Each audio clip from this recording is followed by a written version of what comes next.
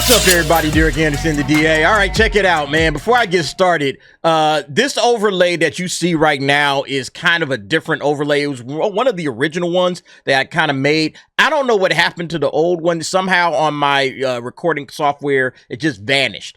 So I have to go and find it. But until I figure out what the hell happened, I'm just going to go ahead and use this. But anyway, let's get on with the show. So George Lucas had a lot to say while he was out there at the Cannes Film Festival getting an award. And a lot of what he has said has been going viral. It's been talked about because he's basically saying, yeah, Disney Star Wars, they didn't get it right. They have no idea what they're doing over there. As they says here, this article on Screen Rant, a lot of the ideas got lost. George Lucas breaks his silence on Disney Star Wars. Yeah, Disney Star Wars is not George Lucas Star Wars. And I'm glad George has said that because a lot of us has felt this way for a long time. You hear me talking all the time about George Lucas's vision. George Lucas's vision is what carried Star Wars and made Star Wars what it became. Yeah, he had help along the way. He had people helping him build out his vision, but it was still his vision. And you have to understand something about that. If you are a creative or a writer or anything like that, and you're creating something, you have a vision of what that thing is that you're creating. You have that vision in your head. And, you know, you're trying to put it out there in the medium of your choice, you know, whether it's books, whether it's a movie, whether it's art, whether it's music, whatever. You have this vision that you can see. And, you know, in George's case, he had an entire universe, the galaxy, right? And he has this story world and he has all of these various characters and he has these themes that he's trying to explore and look into. And all of this plays out in Star Wars. And when you start saying, well, they didn't get it right, okay? The ideas got lost. That kind of tells you, hey, these guys didn't quite understand the story of Star Wars. They don't get what Star Wars is. And that's a huge problem. See, that's how you end up with crap like this, right? That's how you end up with crap like The Acolyte, where it says here, the series' intention is to subvert the Force, says the story will explore what it means to be on the light side or the dark side. Well, again, the reason that they're trying to subvert the Force and do other things is because they really don't know what George meant. They don't understand the vision of Star Wars that he had. And they also don't understand, honestly, what makes the franchise popular to begin with. Why does Star Wars work when so many other franchises haven't worked? Think about how many other stories have been written that have never reached the level of Star Wars. What you would think they would do is like, okay, why is it that Star Wars seemed to tap into everybody's like heart and soul? Why did it become as big as it became? And what is it that we can do to make sure we keep that tradition alive, that we tap into the values and the vision of the original?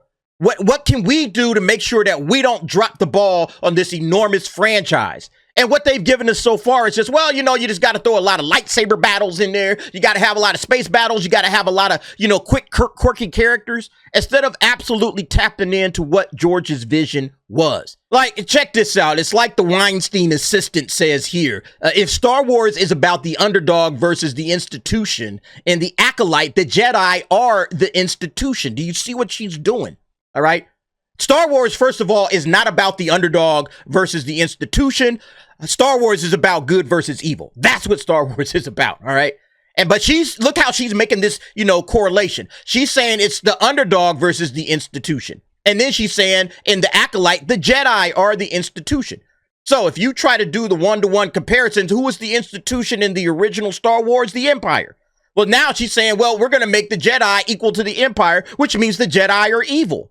That's how she's looking at it. Because again, in George Lucas's vision, it's not about the underdog versus the institution. All right. That plays into it. But at the core of Star Wars, it's good versus evil. Clear good versus clear evil.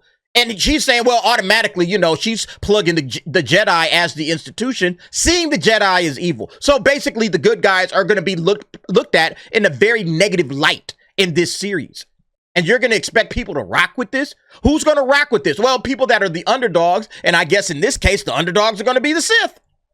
This is what she's doing, all right? This is how she's pulling this off. I was so interested in the storyline where the Jedi were at the height of their power. And I don't mean the Phantom Menace, because at that point, there's a Sith Lord in the Senate that they're not picking up on, she continued. In the show, I wanted the Sith to be a thing I've heard of, but it's not a thing that you would ever consider you be interacting with. I mean, she's kind of rewriting lore in her own brain right here, doing whatever it is that she wants to do, however she wants to see it, all right? Yeah, the Jedi were absolutely at the height of their power in the Phantom Menace. Just because they were getting blinded by Palpatine, that doesn't mean they weren't at the height of their powers. Palpatine was a very powerful Sith Lord. I've said this many times, all right? Tries to diminish the villains that did exist to make it seem like the Jedi were incompetent or perhaps evil themselves, all right? That's what she's basically saying right here, in my opinion. And so again, once again, you got people that don't understand how Star Wars became what Star Wars became. They just want to play around in the sandbox of Star Wars and then just make crap. And then they're just going to ruin it for everybody. But yeah, that's essentially what George Lucas was getting at, all right? Saying, yeah, the ideas are lost. These people don't know what they're doing anymore. And I'm going to jump straight to the quote that he has said right here.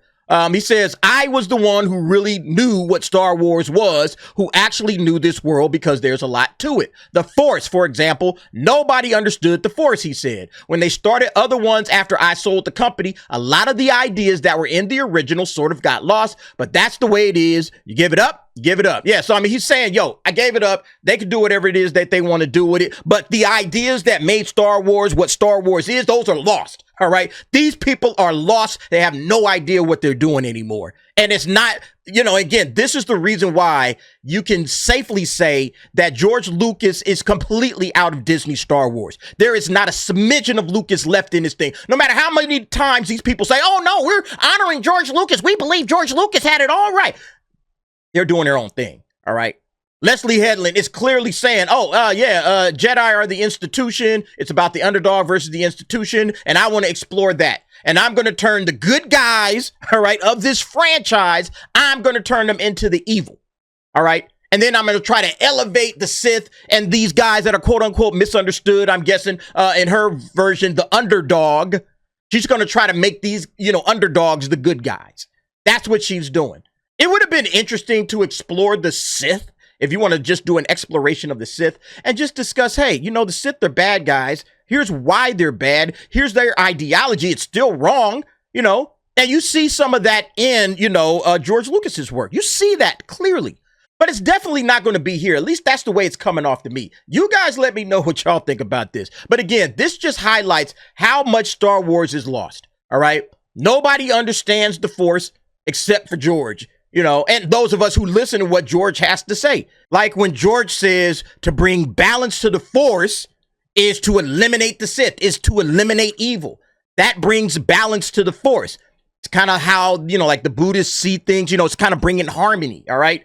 Say, hey, man, we got to get rid of the evil, and that brings balance. That brings balance to your life. That brings balance to the Force. That was the whole concept behind balance. But these idiots don't understand that over there at Lucasfilm today. They try to say, oh, well, it's kind of equal measures of good and evil. And that's the nonsense that they want to push.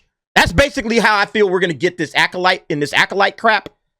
So people that care about Star Wars and, believe in the original visions of George Lucas, it's like we're almost out of this thing. Okay. As much as we want Star Wars to return to what Star Wars was, it's like we're just completely out. All right. They're not making stories that resonate with us any longer because they're going away from George Lucas. All right. They don't understand the Force. They don't understand Star Wars, period. And, we don't have any of George Lucas's, folks hanging on. All right. Dave Filoni don't get it either. Dave Filoni don't get it. Leslie Headland don't get it. Kathleen sure as hell don't get it. This is what we're getting now. Okay. The Acolyte showrunner Leslie Headland implies the show is a lesbian series with a Star Wars veneer. That's what we're going to be getting from this. The next thing coming from Lucasfilm, okay? A lesbian series with a Star Wars veneer, a vehicle, basically a vehicle for our ideology and our lifestyle. Not Star Wars, all right? Not what George Lucas envisioned. No, this isn't the George Lucas vision whatsoever, all right? But anyway, this is where we are, okay? Get ready. Acolyte's going to be dropping in a little over a week. I hope you guys are ready. I am ready, all right? I cannot wait for this show to come out. Y'all let me know what y'all think. Jump down in the comments. Give me your thoughts and opinions on that. And thanks for watching. See you next time.